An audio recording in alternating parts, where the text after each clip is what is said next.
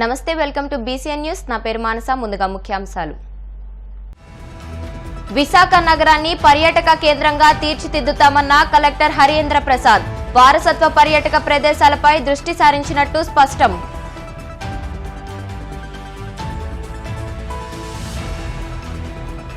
అనంతపురం జిల్లా ధర్మవరంలో ఆసక్తికర ఘటన. పారిశుద్ధ్య కార్మికురాలి కాళ్లు కడిగిన మంత్రి సత్యకుమార్ యాదవ్.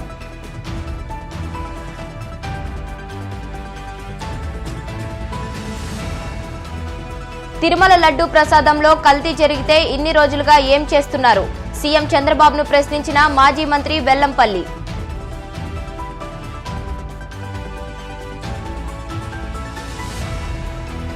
ఒంగోలులోని రామ్దేవ్ బాబా ఆలయంలో కానుకల చోరీ తతంగమంతా సీసీటీవీలో రికార్డు.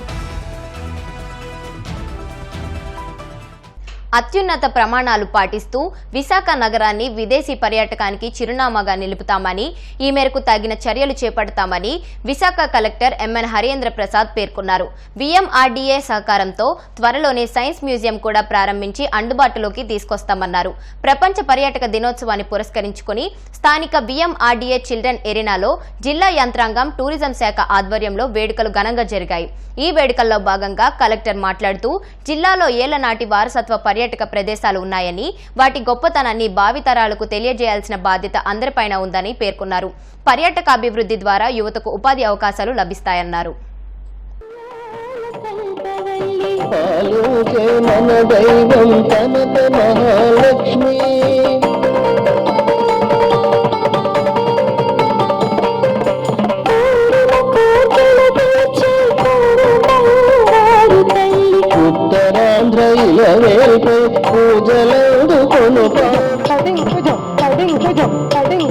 धिमे धिमे द्यों धिमे दिन धिमे द्यों धिमे बिंदु भिना दे लक्ष्मी नमोस्तुते श्री धन धन हो लक्ष्मी नमोस्तुते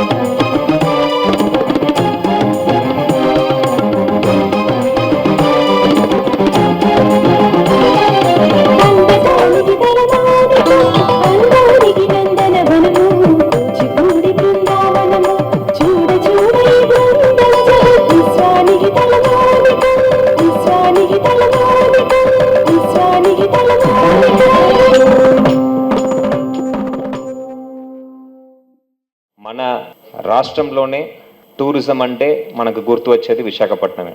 so Visakhapatnam, it's a city of destiny in real terms, in terms of life achievements and also a destination also, and we as proud citizens of Visakhapatnam should celebrate the city. There are cities that strive and live purely on tourism. We can also be that. We can create so much jobs out of tourism. We can drive the entire city's economy out of tourism, because mana daggara anta manchi locations unnai, be it natural locations. చాలా మంది చెప్పారు Goa beaches కన్నా మన beaches ఎంతో సుందరంగా అందంగా ఉన్నాయని చాలామంది చెప్పారు. అదేవిధంగా when it comes to heritage sites also, ఇప్పుడే జేసీ గారు చెప్పారు, మన దగ్గర ఉన్న తోట్లకొండ కావచ్చు, పావురాళ్ళకొండ కావచ్చు, ఇవన్నీ కూడా దాదాపు 2000-3000 ఏళ్ళ కన్నా చరిత్రలు. And of course some more sites are there which have gone to Anakapalli. So we should respect these locations. We should make efforts to save these locations and preserve these heritage sites for the future generations. We should lead a sustainable life such that these assets are taken care and raboye generations వాళ్ళకి మనం అప్పు చెప్పాల్సిన అవసరం బాధ్యత మన మీద ఉంది. Foreign tourist కూడా మనం అట్రాక్ట్ చేయడానికి వీఆర్ మేకింగ్ ఎఫర్ట్స్. సో రాబోయే రోజుల్లో ఇది ఒక మంచి టూరిస్ట్ డెస్టినేషన్గా మార్చడానికి దాని మీద కూడా మనం చర్యలు తీసుకుంటున్నాము. We are planning a science museum with the ప్లానటోరియంతో కూడిన సైన్స్ మ్యూజియం కూడా ప్లాన్ చేస్తున్నాము along with VMRDA. All this will add some more assets to the city which everybody would appreciate. Anantapuram జిల్లా ధర్మవరంలో ఆసక్తికర ఘటన చోటు చేసుకుంది. ఏపీ మంత్రి సత్యకుమార్ యాదవ్ అనంతపురం జిల్లా ధర్మవరంలో పారిశుద్ధ్య కార్మికురాలి కాళ్లు కడిగి గౌరవించారు. స్వయంగా మహిళ కాళ్లు కడిగిన మంత్రి అనంతరం నమస్కరించారు.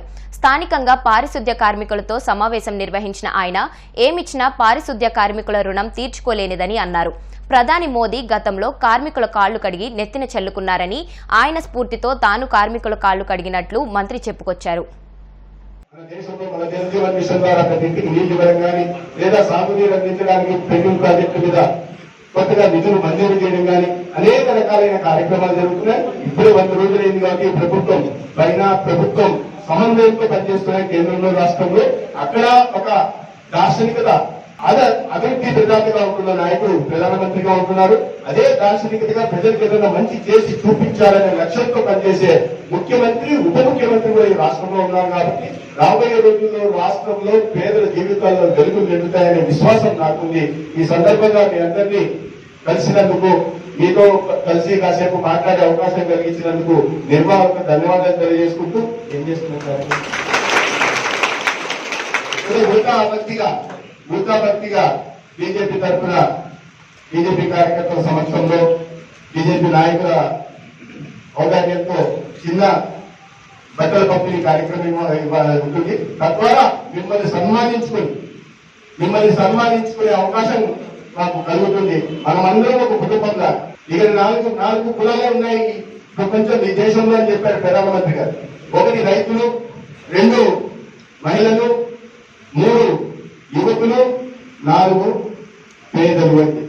ఈ దేశాన్ని రెడ్డి, కమ్మ, బ్రాహ్మణ, వైశ్య, వాల్మీకి, యాదవ ఇట్లా మాదిగా విభజించకుండా ఈ దేశంలో 4 కులాలు ఉన్నాయి. రైతులు చాలా ప్రముఖమైన కులం, తర్వాత మహిళలు ప్రముఖమైన కులం, యువకులు ఈ దేశంలో ఎక్కువ మంది ఉంటున్నారు కాబట్టి వాళ్ళు చాలా ముఖ్యమైన కులం.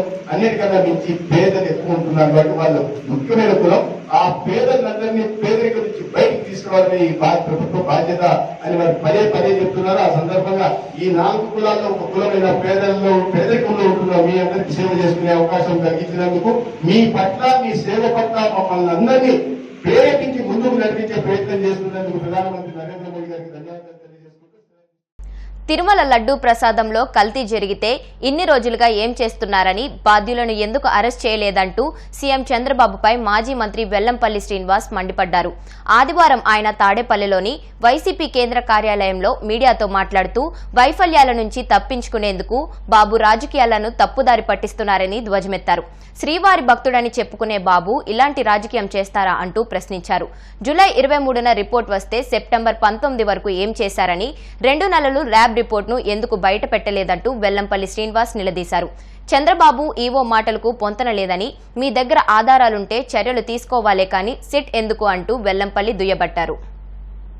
మన గౌరవ ముఖ్యమంత్రి గారు నారా చంద్రబాబు నాయుడు గారు ఈ రాష్ట్రంలో ఆయన 100 రోజుల పరిపాలన గురించి మాట్లాడడానికి ఏమీ లేక, ప్రజలకి ఏమి చేశామో చెప్పుకోలేక, ఇచ్చిన హామీలు నిలబెట్టుకోలేక, అతను ఏ విధంగా డైవర్షన్ పాలిటిక్స్ ఎలా నడుపుతారనే దానికి తిరుపతి లడ్డూని వెంకటేశ్వర స్వామి యొక్క పవిత్రతని దెబ్బతీసే విధంగా వారి యొక్క మాటలు కనబడుతున్నాయి.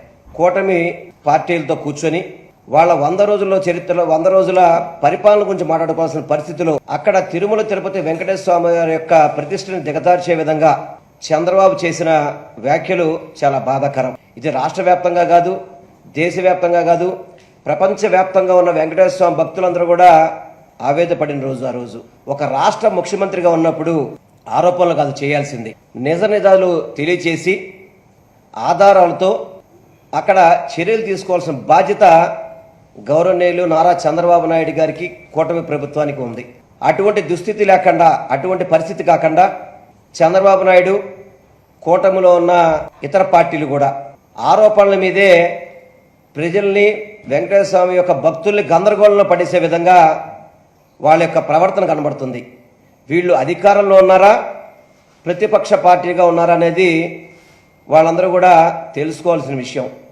అధికారంలో ఉంటే ఈ తప్పు ఎప్పుడు జరిగింది, ఈ తప్పు నిజంగా జరిగిందా జరగలేదా, జరిగితే దీనికి బాధ్యులు ఎవరు, దీని మీద చర్యలు ఏవి అనేది ఈ రోజు వరకు కూడా మీకు ఏమన్నా చర్యలు కనబడుతున్నాయి అసలు ఎవరైనా కానీ? ఈ రోజు వరకు కూడా ఏదో 18వ తారీఖు నాడు చంద్రబాబు మాట్లాడేశాడు, ప్రపంచవ్యాప్తంగా కూడా జరిగితే ఇప్పుడు సిట్ అని చెప్పనేసి దాని మీద ఎంక్వైరీ అని చెప్పని కంటి తుడుపుగా మాట్లాడే విధంగా ఈరోజు సిట్ అని చెప్పని పైన కొండ మీద అడావుడి చేస్తున్నారు. ఇది ఎంత మాత్రం కూడా సమంజసం కాదు. మీ దగ్గర ఆధారాలతో సహా గనక తప్పు జరిగింది అని చెప్పని ముఖ్యమంత్రి స్థాయిలో మాట్లాడిన వ్యక్తి సిట్లో ఎంక్వైరీ ఏంటి అసలుకి? ఈ పార్టీకి చర్యలు తీసుకోవద్దా? ఎవరైతే బాధ్యులయ్యారో వాళ్ళ మీద అధికారులు కావచ్చు, ఈ గీ సంస్థ ద్వారా కావచ్చు, వాళ్ళ మీద ఏం చర్యలు తీసుకున్నారు? 2 నెలల తర్వాత వెళ్ళి ఊరికే పోలీస్ స్టేషన్ కంప్లైంట్ ఇస్తారా? ఇప్పటిదాకా ఎందుకు అరెస్ట్ చేయలేదు ఆ కంపెనీని? ఆ కంపెనీ తప్పు చేసింది అని చెప్పని మీ దగ్గర ఆధారాలతో తేలినప్పుడు ఎందుకు మీరు దాని మీద చర్యలు తీసుకోలేదు? ఆ కంపెనీ మీద మీరు వైఎస్ఆర్సీపీ పార్టీ మీద కానీ, గత ప్రభుత్వంలో మేము పరిపాలన చేసిన దాని మీద కానీ ఏదైనా మీరు మాట్లాడదలుచుకుంటే కనుక రాజకీయంగా మాట్లాడండి. వెంకటేశ్వర స్వామిని ఈ రాజకీయాల్లో స్వామివారి యొక్క ప్రతిష్టని, వారి యొక్క గౌరవాన్ని, స్వామివారి యొక్క విశిష్టతని దెబ్బతీసే విధంగా మాట్లాడడం అనేది చాలా దుర్మార్గం, చాలా దారుణం కూడా. మీరు వెంకటేశ్వర స్వామి భక్తులని చెప్పుకుంటున్నారు. వెంకటేశ్వర స్వామి భక్తులైతే కనుక ఈ విధంగా అల్లరి చేస్తారు చెప్పండి? మీరు కావచ్చు, గౌరవనీయులు డిప్యూటీ సీఎం గారు కావచ్చు, భారతీయ జనతా పార్టీ మీ కూటమిలో ఉన్న పార్టీ నాయకులు కావచ్చు, మీరందరూ అధికారంలో ఉన్నారు. మీరందరూ కూడా డిప్యూటీ సీఎం గారేమో 2 అడుగులు ముందుకేసి సనాతన ధర్మాన్ని ఈయనే కనుక్కున్న విధంగా ఈరోజు మనకు కనబడుతుంది. అంటే సనాతన ధర్మం అంటే పవన్ కళ్యాణ్ గారి దగ్గర నుంచే పుట్టింది, అంతకుముందు ఎప్పుడు లేదు సనాతన ధర్మం అంటే. దీక్షలో చెప్పులేసుకునే పరిస్థితి చూడలా. సనాతన ధర్మంలో దీక్ష చేసుకుంటే చెప్పులేసుకుని తిరగడం అనేది అది మీకు మాత్రమే కనబడుతుంది, గౌరవ డిప్యూటీ సీఎం గారికి. ఇదే దీక్ష అంటే. దీక్ష చేసినప్పుడు సినిమా షూటింగ్లు ఎందుకంటే అసలు నాకు అర్థం కాదు. ఈ 10 రోజులు మీరు దీక్షలో చేసుకోలేరా? అసలు పశ్చాత్తాప దీక్ష ఎవరు చేస్తారండి? అసలుకి తప్పు చేసిన వారు పశ్చాత్తాప దీక్ష చేస్తారు.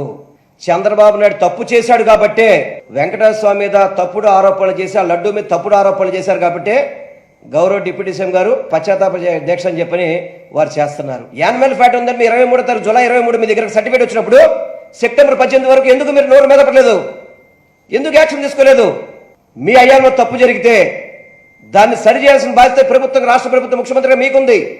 ఎన్డీఏ కూటమి పార్టీ మీటింగ్లో మాట్లాడతారా? సెప్టెంబర్ 18వ మీరు మాట్లాడతారు మీ పార్టీ మీటింగ్లో. సెప్టెంబర్ 19వ తారీఖు నాడు తెలుగుదేశం పార్టీ ఆఫీసులో ఎన్డీడీబీ రిపోర్ట్ వస్తుందా? ఒక రాష్ట్ర ముఖ్యమంత్రిగా ఉండి ఇంత నీచపు ఆరోపణలు చేస్తారా రాజకీయాల కోసం అని చెప్పనేది? పథకాలు ఆపేస్తున్నాడు చంద్రబాబు నాయుడు, ప్రజల్ని పథకాలు ఏమి ఇవ్వకుండా ఇబ్బంది పెడతాడని చెప్పి ప్రజల్లో చర్చ నడుస్తుంది. ఆ చర్చను డైవర్ట్ చేసే విధంగా, ఈ లడ్డు పవిత్రతను భంగం కలిగించే విధంగా దీన్ని తీసుకొచ్చాడు. మేమే తప్పు చేయలేదు కాబట్టి సుప్రీంకోర్టు సిట్టింగ్ జడ్జితో ఈ యొక్క సంఘటన విచారణ చేయించండి, నిజ నిజాలు బయట పెట్టండి, తప్పు చేసిన వాళ్ళని శిక్షించండి. తప్పు జరగలేతే మాత్రం చంద్రబాబు నాయుడు వెంకటేశ్వర స్వామి కావచ్చు, వెంకటేశ్వర స్వామి భక్తులు కావచ్చు క్షమాపణ చెప్పాలి. విజయవాడలో వరద బాధితులు మరోసారి ఆందోళనకు దిగారు. వరద బాధితులకు 602 కోట్లు పరిహారం అందించినట్లు సీఎం చంద్రబాబు ఇటీవల ప్రకటించిన విషయం తెలిసిందే. అయితే ఎన్యూమరేషన్ జాబితాలో తమ పేర్లు గల్లంతయ్యాయని, వెంటనే పరిహారం అందించాలని కలెక్టరేట్ వద్ద బాధితులు ఆందోళనకు దిగారు. పోలీసులు గేట్లు వేసేందుకు ప్రయత్నించగా ప్రజలు తోసుకుని లోపలికి వెళ్లారు. బాధితులకు కమ్యూనిస్ట్ పార్టీల నేతలు మద్దతు తెలిపారు. ఇప్పుడు కాసేపు ప్రకటనలు.